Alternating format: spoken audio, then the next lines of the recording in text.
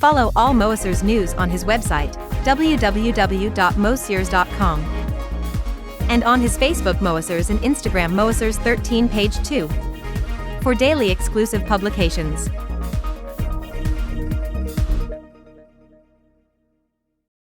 Hello and welcome, dear Moisture followers, for that new video dedicated to the Montage M. And the today topic is about using your big M as a complete full sound card. Perhaps you have one of a synth, one of a keyboard that do not have a USB MIDI port. You want to use it in your DAW project.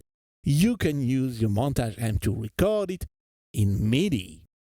Sit all along the video because on the bonus, I will explain to you how to record as audio too with your Montage M.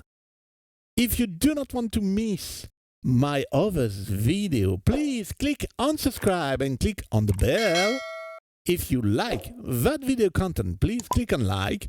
And if you want to support the channel for all the video I release for you, you have bottom right the video that we call the Super Thanks. It's like a kind of donation. Or you can become, for a monthly fee, a Moisture community member. You will have some private video. You will have all the video I release as a preview, more than 4 weeks than the other followers, and the two are without advertising. And if you book a Moisture Masterclass with me, you will have 15 minutes extended time. Let's start with the connectivity. How are we connected to our software sequencer?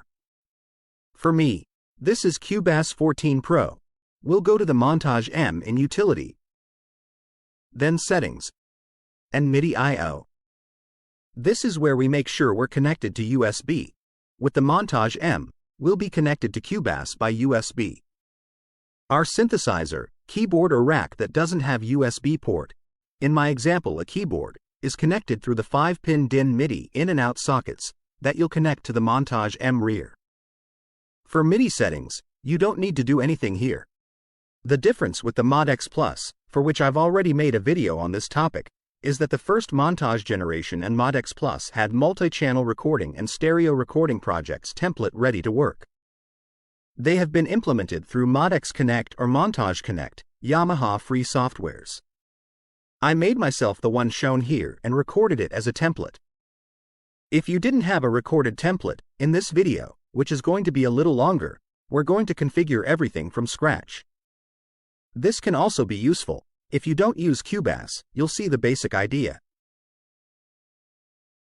Let's click on Empty, so we're really starting from scratch, and here we go.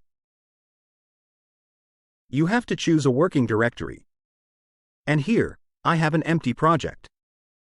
Of course, there are input buses and audio input tracks, because Cubase has recognized my Montage M. If you don't see anything, I'll explain how to do this in Cubase. In Studio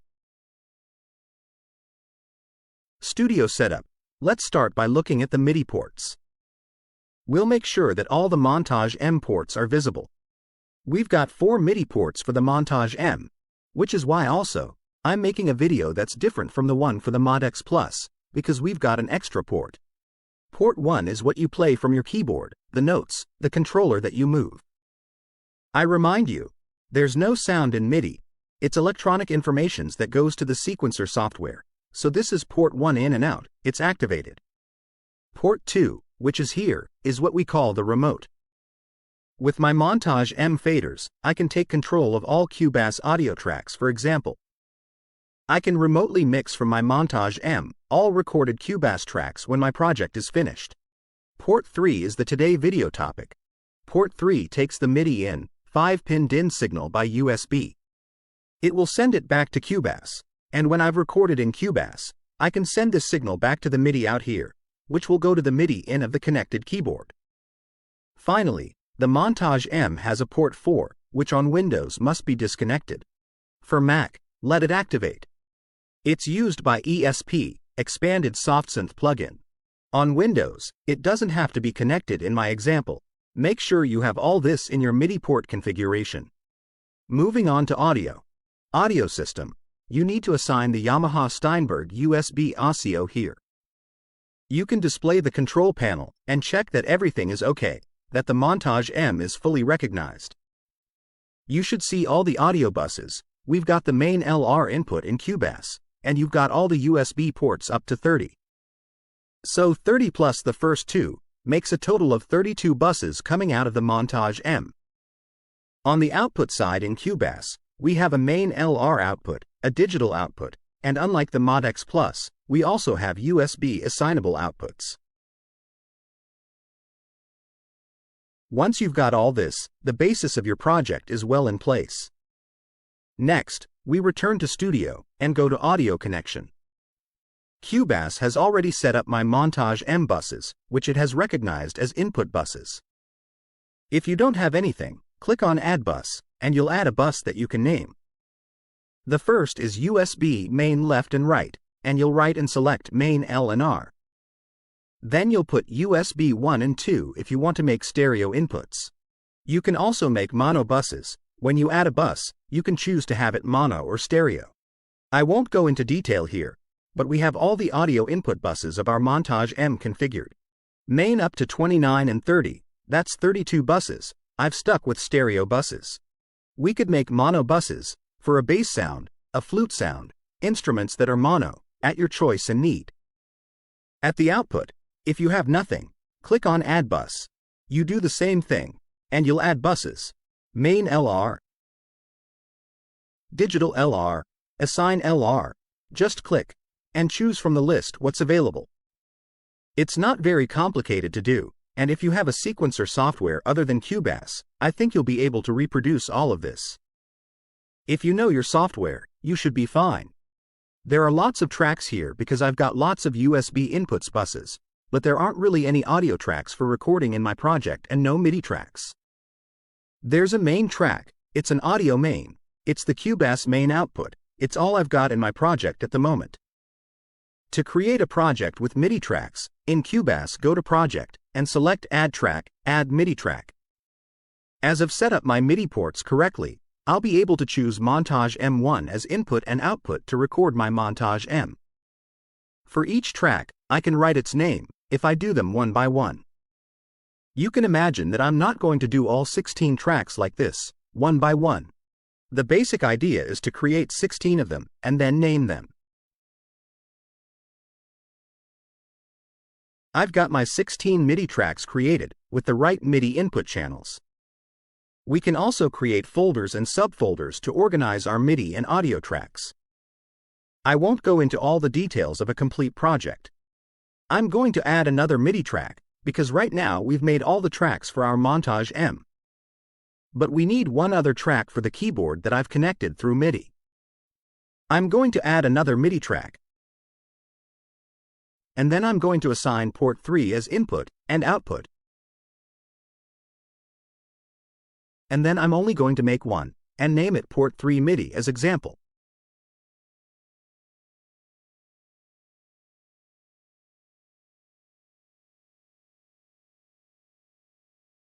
I'm going to put it first, since we're not going to do a project with the whole Montage M, I'm only going to explain this part. As for the audio, we'll see about that later, we're going to separate the two in this video. I'm going to put the main output track after the MIDI, so that it's cleaner.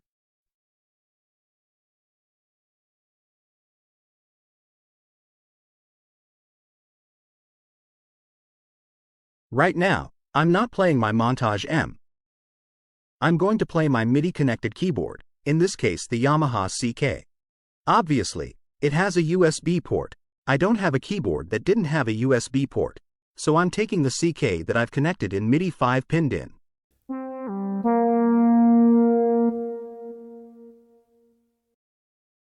I've obviously done what's necessary for you to hear it in the video, but here you haven't seen any MIDI signal. Why? First of all, when using QBAS, if you want to see the signal, set the track in rec, in recording mode here, and then, even if I move a controller, without playing a note, look, you see the MIDI signal. I've moved my modulation wheel, now if I play notes,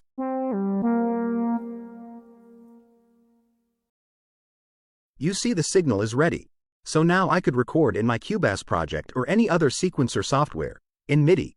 what my keyboard does when connected to the Montage M MIDI sockets. I can also record MIDI tracks with my Montage M or with ESP. If I don't want to use a sound card, I need the Montage M as a physical connection. If I just want to listen to an example I've recorded, I do play, and then, if I want to practice with my keyboard connected, I can activate the speaker. It won't record, but your MIDI signal will go through.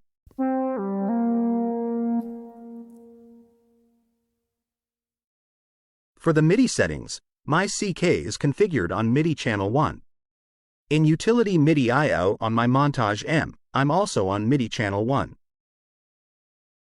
If you from to record another track for the CK, on track 2 that is by default set to MIDI channel 2, it won't work. You duplicate your first track and delete its container, or take this one and change its input port, MIDI channel. Rename it with the name of the instrument you're going to use, and then just press Rec to record. Now that we've completed our video step 1, we're able to record MIDI from a keyboard connected to the Montage M MIDI in, directly into our sequencer software. Would you like to take in hand, learn or improve your knowledge of your Yamaha synthesizer or stage keyboard? Book your Moesu Masterclass now. Your private session is conducted online through Zoom. Take all benefit of Joel expertise for all these topics. It's available for users all over the world through Music Hackspace platform in English or in French. It's easy. Select your date and time from the Moesu calendar available slots on your time zone. Choose your topic, and after your online personal meeting, you can download your session video to review it, as many anytime you need. And now, that's the bonus time.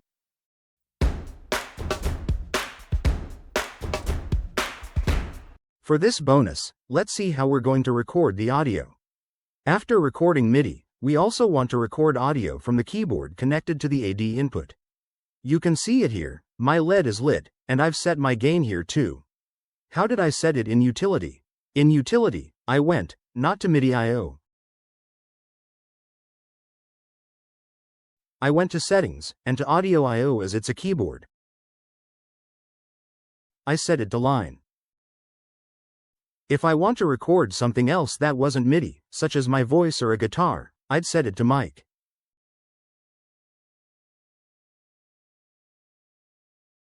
In my project, I put aside the MIDI tracks and went back to the audio tracks. Right now, my Yamaha CK automatically goes through the USB main output. Let's go to Montage M audio input. I press Edit. Go to Audio in, then Mixing. I can set its output volume to 110. Having assigned my input to stereo, of course. I could add effects to it, from my current performance reverb, the variation effect too. If I have one, why not? I can add it.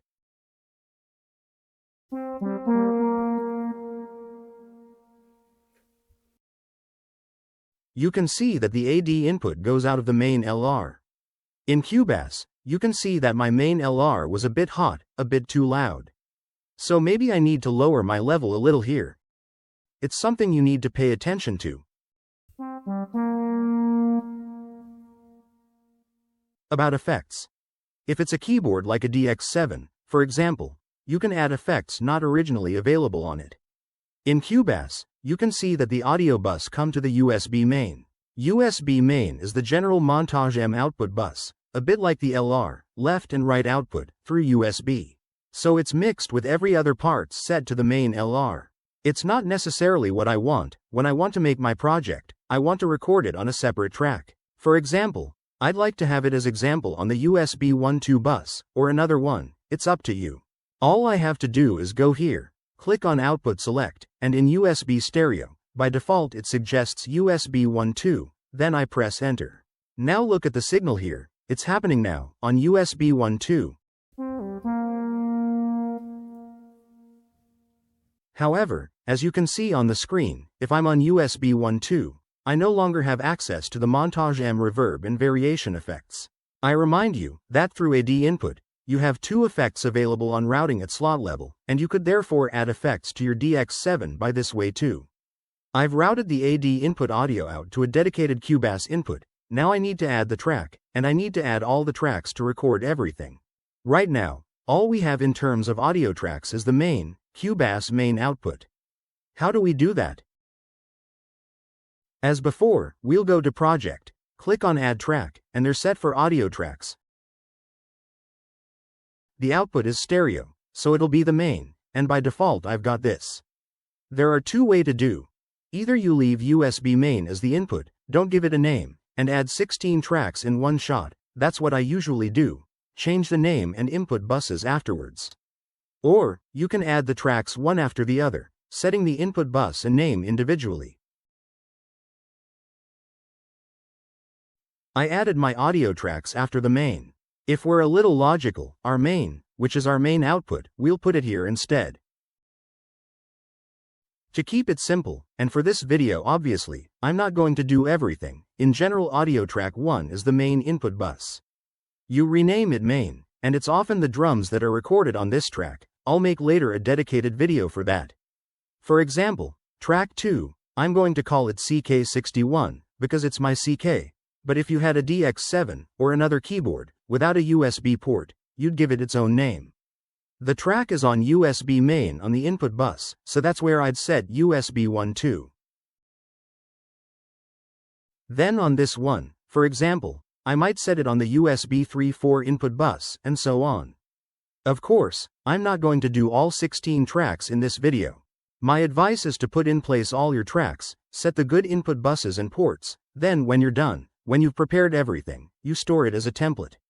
I suppose that in other sequencer software, you can do the same thing.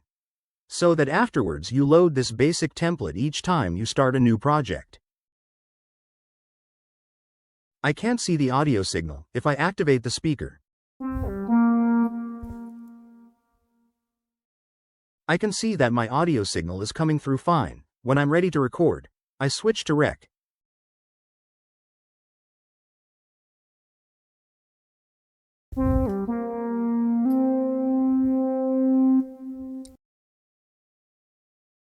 You see, I've got my audio part recorded for my Yamaha CK.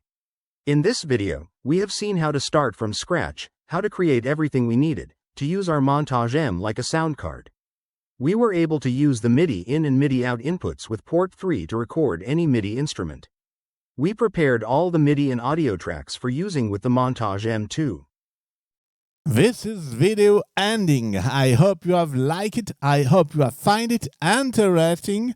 As a reminder, you can book your Moesio Masterclass directly on the Music Arcspace platform. See you soon for one other Moesio video. Bye.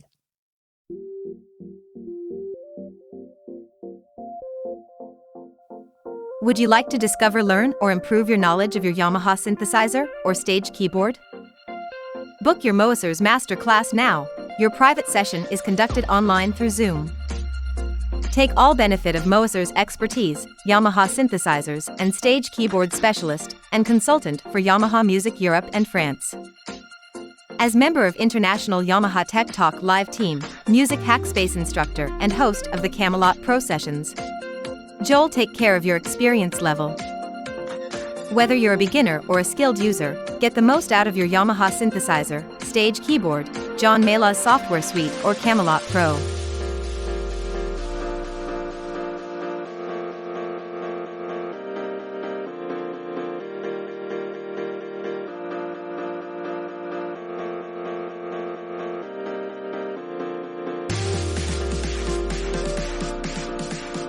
Book your session for your personal Moesers 1-to-1 session. It's available for users all over the world through Music Hackspace platform. It's easy. Select your date and time from the Moesers calendar available slots on your time zone.